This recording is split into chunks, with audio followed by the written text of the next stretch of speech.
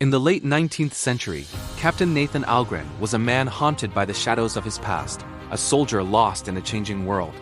He arrived in a Japan caught between two eras, the ancient tradition of the East and the industrial might of the Western world.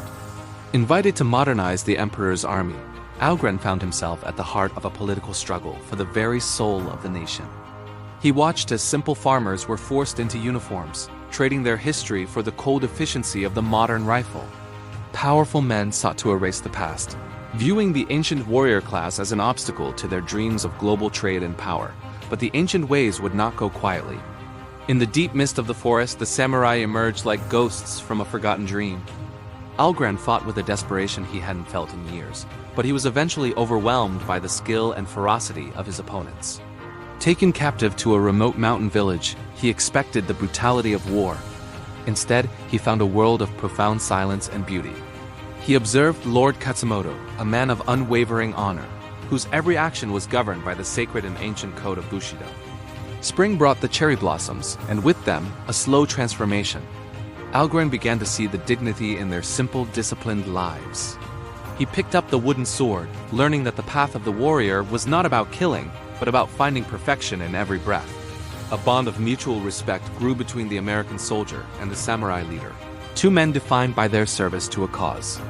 He realized these men were not rebels out of greed, but guardians of a culture that was being systematically dismantled by progress.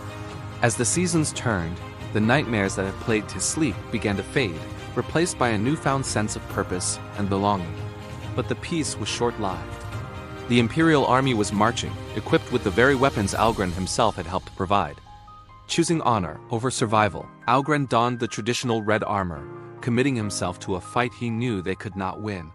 Katsumoto led his small band of warriors to the battlefield, ready to make a final stand for the principles they held dear.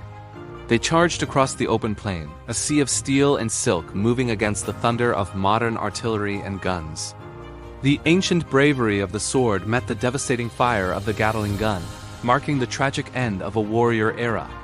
In his final moments, Katsumoto looked upon the falling blossoms and found them perfect, dying with the dignity of a true samurai.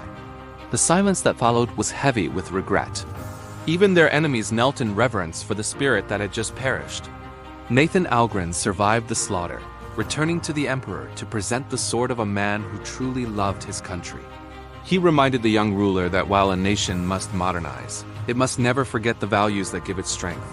The era of the samurai was over, but the story of their honor would remain etched into the mountains of Japan forever. For Nathan Algren, the war was finally over. He had found his peace in the legacy of the last samurai,